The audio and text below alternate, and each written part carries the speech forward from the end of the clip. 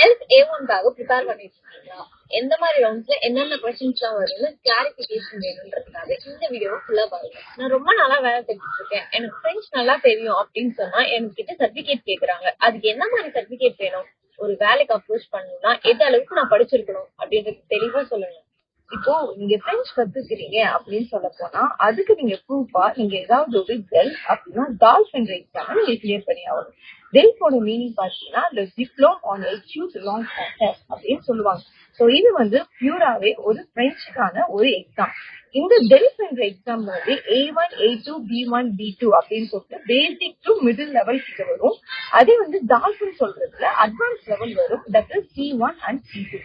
So each and every candidate நீங்க ஒரு வேலைக்கு அப்ரோச் பண்றதா இருக்கட்டும், இது ஊருக்கு போற மாதிரி இருந்தாலும் சரி, நீங்க இது டெல்ஃப் அப்படின்னா டால்ஃப், அதாவது டெல்ஃப் முடிச்சுட்டு தான் டால்ஃப் பண்ண முடியும் இல்லையா? ஸோ இந்த ரெண்டு எக்ஸாம்லயும் நீங்க வந்து கரெக்டா கிளியர் பண்ணி சர்டிபிகேட் வாங்கினாதான் ஸோ அதுதான் வந்து பிரெஞ்ச் சர்டிபிகேட்கான ஒரு ப்ரூஃப். ஸோ இந்த எக்ஸாம் வந்து பாத்தீங்கன்னா French government ministry of education வந்து உங்களுக்கு கண்டக்ட் பண்ணாங்க. ஸோ நம்ம பாண்டிச்சேரியில பிளஸ் மெட்ராஸ், ஸோ நம்ம ஊர்லயும் வந்து நிறைய ஸ்டேட் அண்ட் சிட்டிஸ்ல இருந்து இது கண்டக்ட் பண்ணாங்க. அப்ப நீங்க சொல்றபடி பார்த்தா நான் டெல்த் தான் எழுதிருக்கணும். அதுல ஃபர்ஸ்ட் லெவல்ல எத்தனை ரவுண்ட்ஸ் எக்ஸாம் இருக்கும் அண்ட் என்னென்ன மாதிரி கொஸ்டின்ஸ் எல்லாம் இருக்கும் சொல்லுங்க. நீங்க சொல்ற மாதிரி நீங்க ஃபர்ஸ்ட் லெவல்ல வந்து டெல்த் A1 அப்படின்றத நீங்க எழுத முடியும். இந்த A1 லெவல் பாத்தீங்கன்னா உங்களை பத்தி இன்ட்ரோடியூஸ் பண்றதும் இன்னொருத்தவங்களை பத்தி இன்ட்ரோடக்ஷன் பண்றது, பிளஸ் வந்து ஒரு அனௌன்ஸ்மெண்ட், ஒரு ரயில்வே ஸ்டேஷன்ல சொல்றது, ஒரு மெட்ரோ ட்ரெயின் சப்போர்ட் ஏதோ ஒரு அனௌன்ஸ்மெண்ட், ஒரு கடையில சொல்ற அனௌன்ஸ்மெண்ட் புரிஞ்சிக்கிறது இருக்குல்ல, அப்புறம் ஒரு இன்ஸ்ட்ரக்ஷனை பார்த்து நீங்க புரிஞ்சுக்கிறதும், அப்புறம் ஒரு சின்ன டெக்ஸ்ட் கொடுத்தாங்கன்னா அதை வந்து புரிஞ்சுக்கிறது, ஒரு ஃபார்ம் இருக்கிற மாதிரி எது எதுனா பேசிக் நீட்ஸ் அண்ட் பேசிக்கான விஷயம் இருக்குதோ அது எல்லாமே A1ல கவர் பண்ணும். Because A1 is the basic level. இந்த ஸ்டார்டிங் லெவல்ல நீங்க உங்களோட டே டு டே லைஃப்ல என்னென்ன விஷயம்லாம் யூஸ் பண்ணுவாங்களோ அதுதான் இந்த A1 லெவல்ல நீங்க கவர் பண்ணுவீங்க. So that is the purpose of A1 level, which is fully உங்களுக்கு டிபெண்ட் பண்ணி தான் அந்த A1 லெவல் இருக்கும். எத்தனை ரவுண்ட்ஸ் இருக்கும் அப்படின்னு கேட்டீங்கன்னா each and every DELF and DALF எக்ஸாம்ஸ்க்கும் டோட்டலா 4 ரவுண்ட்ஸ் இருக்கும். அதாவது ப்ரொடிக்டிவ் ஓரால், கம்பராட்டிவ் ஓரால். இந்த 4 ரவுண்டுக்குமே டிஃப்ரெண்ட் மார்க் அலோன் பண்ணி, different same mark different categories allot பண்ணி ஈச் அண்ட் எவ்ரி எக்ஸாம்ல நீங்க மேக்ஸிமம் மார்க் எடுத்து பாஸ் பண்ற மாதிரி இருக்கும். 4 ரவுண்டா, அதுவும் பிரெஞ்சுலயா, ரொம்ப கஷ்டமா இருக்கும்னு நினைக்கிறேன். ஒவ்வொரு ரவுண்ட்ல என்ன மாதிரி கொஸ்டின்ஸ் இருக்கும், நான் எப்படி ப்ரிப்பேர் பண்ணணும்னு சொல்லுவேன். 4 ரவுண்ட் சொல்லிட்டு ரொம்ப பெருசா பார்க்காம அந்த 4 ரவுண்டுக்கு ஏத்த மாதிரி நம்ம டாபிக்ஸ் வச்சு ப்ரிப்பேர் பண்ணோமா அதை வந்து ரொம்ப ஈஸியாவே நம்ம வந்து கிராக் பண்ணலாம். ஃபார் எக்ஸாம்பிள், இப்போ ஃபர்ஸ்ட் ரவுண்ட் வந்து இப்போ ப்ரொஜெக்டிவ் ஓரால் அப்படின்னு சொல்லுவாங்க. ப்ரொஜெக்டிவ் ஓரால்னா நம்ம ஒருத்தவங்க கிட்ட டைரக்டா 1-to-1 கான்வர்சேஷன் பண்ற மாதிரியான டெஸ்ட். அப்போ நம்மளுக்கு எக்ஸாமினர், அதாவது எக்ஸாம் வைக்கிறவங்க ஆப்போசிட்ல இருப்பாங்க, அவங்க நம்மள கொஸ்டின் கேட்பாங்க. So face to face 1-to-1 அவங்களுக்கு நம்ம ஆன்சர் பண்ற மாதிரி இருக்கும். That is called projective oral. இப்ப அந்த ப்ரொஜெக்டிவ் ஓரால்ல பார்ட்டி வந்து ஆம்ஃபிட்ரியன் டிரிஜே அப்படின்னு சொல்லுவாங்க.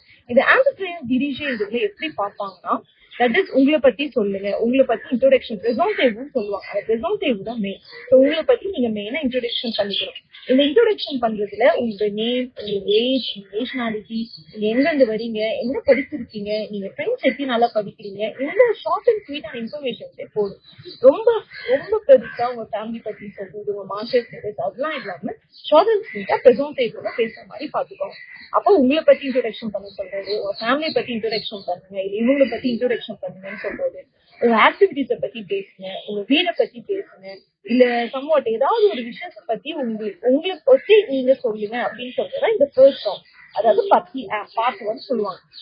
அந்த ப்ரொஜெக்டிவ் ஓரால்ல பார்ட்டி ஆன்ல வந்து அதாவது பார்ட் 1ல உங்களை பத்தி நீங்க சொல்றீங்க, அவங்களும் உங்களை பத்தி சில கொஸ்டின்ஸ் கேட்கறாங்க.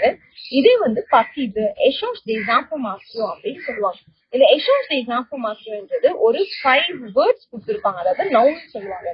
ஃபார் எக்ஸாம்பிள், இப்போ கண்ட்ரி, மொபைல் நம்பர், போன், அதுக்கப்புறம் ஃப்ரெண்ட்ஸ், அதுக்கப்புறம் சம்வாட் ஒரு 5 or 6 வேர்ட்ஸ் கிட்ட கொடுத்திருப்பாங்க.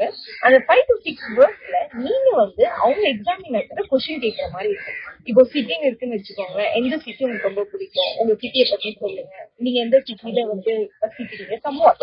அப்போ ஏதாவது ஒரு விஷயத்த வந்து அந்த கேள்வியை வச்சு நீங்க கேட்கணும். இதுதான் பத்தீஜ், அதாவது பார்ட் 2 அப்படின்னு சொல்லுவோம். இதே வந்து பார்ட் 3ல வந்து பாத்தீங்கன்னா which will be a dialogue, interactive session, 1-to-1 இன்ஸ்டன்டா வந்து நீங்க அப்படியே 2 பேரும் இன்டராக்ட் பண்ணுவீங்க. where you talk about some invitation, ஒரு பிளான் பத்தி நீங்க பேசுவீங்க, வீக்கெண்ட், பிக்னிக் சம்வாட். ஒரு ஜென்ரலான டாபிக். ஸோ இதுதான் ப்ரொஜெக்ஷன் ஓவரால் 3 பார்ட்ஸ் கிட்ட உங்களுக்கு கவர் ஆகக்கூடிய விஷயங்கள். ஃபர்ஸ்ட் ரவுண்ட்ஸ்லாம் ஓகே. மீதி இருக்க 3 ரவுண்ட பத்தி கொஞ்சம் விவரமா சொல்லுங்க. ப்ரொஜெக்ஷன் ஓவரால்ல என்ன கவர் பண்ணணும் நம்ம பார்த்தோம் இல்லையா? இப்போ ப்ரொஜெக்ஷன் எக்ரிக்கு வரும். இப்போ ப்ரொஜெக்ஷன் எக்ரியில நீங்க உங்க ஃப்ரெண்டுக்கு லெட்டர் எழுதுற மாதிரி இருக்கும், இல்ல உங்களோட ரிலேட்டிவ்ஸ்க்கு நீங்க ஏதாவது லெட்டர் சம்வாட் உங்களுடைய இப்போ உள்ள சுச்சுவேஷனை பத்தி சொல்லுங்க, இல்ல இவங்களுடைய பர்த்டேக்கு விஷ் பண்ணுங்க, இல்ல இந்த அக்கேஷனுக்கு விஷ் பண்ணுங்க, இன்வைட் பண்ணுங்க. ஸோ யூஸ்வலா நம்ம ஃப்ரெண்ட்ஸ் அண்ட் ஃபேமிலிக்கு எழுதுற மாதிரி லெட்டர்ஸ் இருக்கும், which will be a projection exercise. ஓகேவா? இப்போ கொம்பரன்சியல் எக்ரிக்கு வரும். கொம்பரன்சியல் எக்ரிஸ்ல பாத்தீங்கன்னா இப்ப நம்ம ஸ்கூல்ல வந்து டாப் ஒரு பேசேஜா கொடுத்துட்டு அந்த பேசேஜ் கொஸ்டின் எடுத்து கேட்பாங்கல்ல, அந்த மாதிரிதான் இருக்கும். அப்போ அது வந்து காம்ப்ரிஹென்ஷன் மாதிரி தான். உங்களுக்கு பிரெஞ்சுல வந்து ஒரு டே டு டே லைஃப்ல இருக்கிற அனௌன்ஸ்மெண்ட் கொடுத்து அந்த அனௌன்ஸ்மெண்ட்டுக்கு ஏற்ற மாதிரி கீழே கொஸ்டின்ஸ் கொடுத்துருப்பாங்க. ஸோ அந்த அனௌன்ஸ்மெண்ட்டுக்கு நீங்க பார்த்து நீங்க என்ன கொஸ்டினோ அதை நீங்க ஆன்சரோ அதை ஃபில் பண்ற மாதிரி இருக்கும். So which is very easy தான். நம்ம ஸ்கூல்ல எப்படி வந்து லம்பால மார்க் எடுக்கணுமோ அதே மாதிரி கொம்பரன்சியல் எக்ரிலையும் நீங்க அதே மாதிரி எடுக்கலாம். இப்போ கொம்பரன்சியல் ஒரால்ன்றதுதான் மெயின் டாபிக். ஏன்னா கொம்பரன்சியல் ஒரால்ல உங்களுக்கு பிரெஞ்சுலயே அனௌன்ஸ், அதாவது ஆடியோ போட்டுருவாங்க. அந்த ஆடியோவை கேட்டு நீங்க ஆன்சர் ஃபில் பண்ற மாதிரி இருக்கும். அப்போ கொம்பரன்சியல் ஒரால் நீங்க ப்ரிப்பேர் பண்ணும் போது ரொம்ப கான்சியஸா அந்த ஆடியோஸ்லாம் நல்லா பிராக்டிஸ் பண்ற மாதிரி பாத்துக்கோங்க. ஆடியோஸ் எப்படி இருக்கும்னா, இப்போ ஒரு மெட்ரோ ஸ்டேஷன்ல இருக்கீங்க, அப்போ அந்த ட்ரெயின் பத்தி ஒரு சில ஆடியோஸ் பேசுவாங்க, அந்த மாதிரி இருக்கும். பிளஸ் வந்து 2 பேர் கான்வர்சேஷன் பண்ணிருப்பாங்க போன்ல, அந்த ஆடியோஸ் மாதிரியும் இருக்கும். இதுல வந்து ஒரு இன்டர்வியூ வச்சுட்டு இவங்க என்ன சொல்றாங்க, இந்த ஆடியோ வந்து எதுக்கு ரிலேட்டடா இருக்கு, அந்த மாதிரியும் இருக்கும். ஸோ ஆடியோஸ் வந்து பாத்தீங்கன்னா நம்மளோட டேட் பட் ஃபர்ஸ்ட் லெவல்னால இட் வில் மச் ஈஸி, ஸ்லோவா ஸ்டெடியா உங்களுக்கு புரிஞ்சுக்கிற இதுல இருக்கும். It should be so easy one. உங்க டே டு டே லைஃப்ல என்ன ஆடியோஸும் இருக்கும். ஸோ அது கேட்கும் போது அது பிராக்டிஸ்ல இருக்கு. ஏன்னா புதுசா 2 தடவை மட்டும் கேட்டுட்டு போய் எக்ஸாம் அட்டன் பண்ணிக்கலாம், that will not be smart move. So கொஞ்சம் பிராக்டிஸ்ல இருந்துட்டு கேட்கும் போது எப்பயுமே ஒரு மாதிரி கான்சியஸா கேளுங்க. ஆடியோ போடுறதுக்கு முன்னாடி உங்களுக்கு டைம் கொடுப்பாங்க அந்த கொஸ்டின்ஸ் தான் படிக்கிறது. அப்பவே படிச்சு அனலைஸ் பண்ணி வச்சுக்கோங்க. நான் நல்லா தான் ப்ரிப்பேர் பண்ணிருக்கேன். இருந்தாலும் எனக்கு ரொம்ப பயமா இருக்கு. அவங்க ஃப்ரெண்ட்ஸ்லயே பேசிட்டு இருக்கிறத பார்த்தா ஐயோ ஏதாவது புரியலன்னா நான் வந்து எனக்கு புரியல அப்படின்னு சொல்லிட்டு கேட்கலாம். இப்போ உங்களுக்கு தெரியல, அது புரியல நீங்க சொல்லிட்டீங்கன்னா நீங்க ஓப்பனாவே உங்ககிட்ட சாரி எனக்கு தெரியல ரிப்பீட் பண்ணணும்னு சொல்லிட்டு நீங்க ஃப்ரெண்ட்ஸ்ல கேட்கலாம். பட் ஒன்ஸ் நீங்க அந்த சிச்சுவேஷன், உங்களுக்கு தெரியாத சிச்சுவேஷனை நீங்க அப்ரோச் பண்ணும்போது ஒரு பொலைட்னஸோட அப்ரோச் பண்ணுங்க. நீங்க வந்து ஃபியூ வச்சு அதிகமா சுத்தமாவே நீங்க வந்து எக்ஸாம்பிள் ஃபியூ வச்சு பேசக்கூடாது. பிரெஞ்சுல வந்து இல்ல கோப்பா கிச்சுவாயே அப்படின்னு சொல்லுவாங்க. கிச்சுவாயேனா கியூ வச்சு போடுவா. ஏன்னா பிரெஞ்சு கியூ என்றது பாத்தீங்கன்னா ஒரு பிரெஞ்ச் சர்க்கிள், எப்படி நம்ம தமிழ்ல நீவா போன்னு போட்டு பேசுறோம் அந்த மாதிரிதான் கியூ. சோ அதனால கியூ வச்சு பேசாம ரொம்ப ஃபார்மலா மரியாதையா பூ வச்சு பேசுற மாதிரி பாத்துக்கோங்க. அதே மாதிரி புரியாத பட்சத்துல டக்குன்னு கேட்கக்கூடாது. என்னது அப்ப மூஞ்சால அடிக்கிற மாதிரி டக்குன்னு ஸ்ட்ரைட் ஃபார்வர்டா என்ன சொல்றீங்க அப்படின்னு கேட்கக்கூடாது. ஸோ அக்ரெசிவான, அதாவது அக்ரெசிவ் வெர்பால் அப்படின்னு சொல்லுவாங்க, அந்த மாதிரி சில வார்த்தைகள் யூஸ் பண்ண கூடாது. ரொம்ப பொலைட்டா எஸ்கியூசே moi monsieur, இல்ல எஸ்கியூசே madame, je ne comprends pas, pouvez-vous répéter, இல்ல vous pouvez parler lentement, vous pouvez expliquer clairement, இந்த மாதிரி சில விஷயங்களை வச்சு நீங்க பேசினா அவங்க கண்டிப்பா உங்களுக்கு எக்ஸ்பிளைன் பண்ணுவாங்க. எவ்வளவு மார்க் எடுத்து பாஸ் ஆகுது? நான் ஸ்கூல்ல பார்டர்லயே பாஸ் ஆயிட்டு வந்தாலும் எவ்வளவு மார்க் எடுத்தா பாஸ் ஆயிடலாம்? ஸ்கூல்ல எப்படியோ அதே மாதிரிதான் இங்க 100 மார்க்ஸ். 4 ரவுண்ட்ஸுமே சேர்த்து டோட்டலாவே உங்களுக்கு A1 எக்ஸாம் பாத்தீங்கன்னா 100 மார்க்ஸ் நடக்கும்.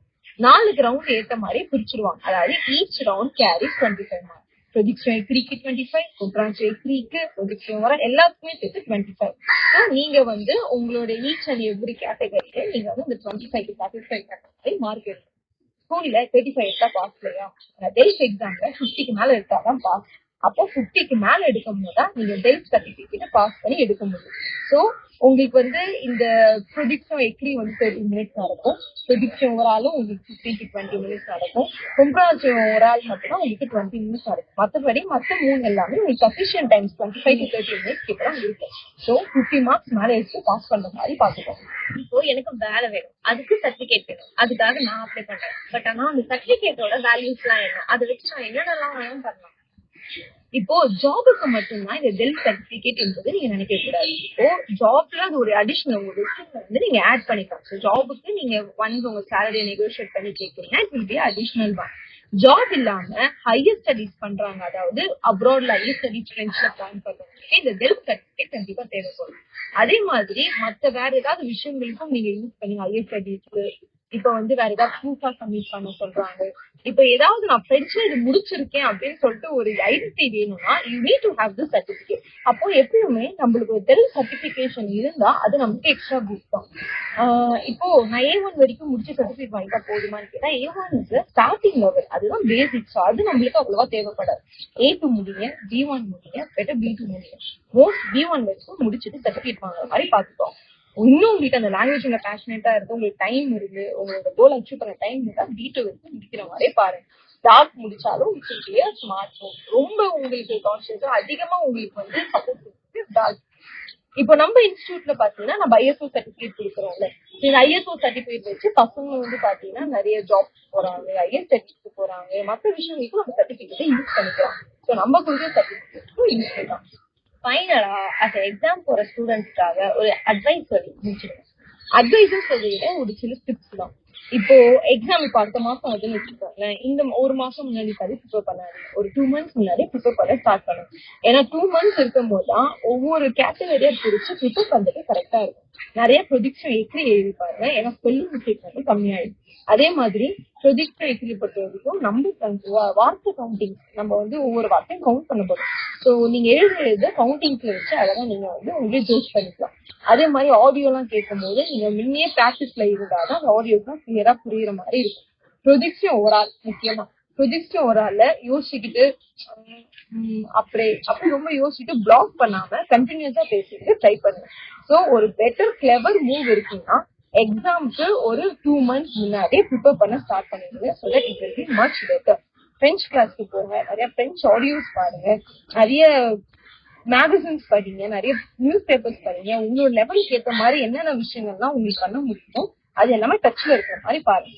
உங்களுக்கும் நம்மளோட இன்ஸ்டியூட்ல A1 ப்ரிப்பரேஷன் வேணும்னா புது கிளாஸ் ஓப்பன் இருக்கு. நீங்க கமெண்ட்ஸ்லயும் பிளஸ் வந்து இந்த வீடியோ பார்க்க DM பண்ணிக்கலாம்.